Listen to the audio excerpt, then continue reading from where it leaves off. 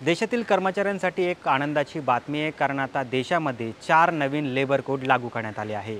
त्यानुसार आता जर कोणी ओव्हरटाईम केलं तर त्याला दुप्पट वेतन मिळणार आहे। यासोबत आता ग्रॅच्युटी देखील 1 वर्षामध्ये मिळणार आहे।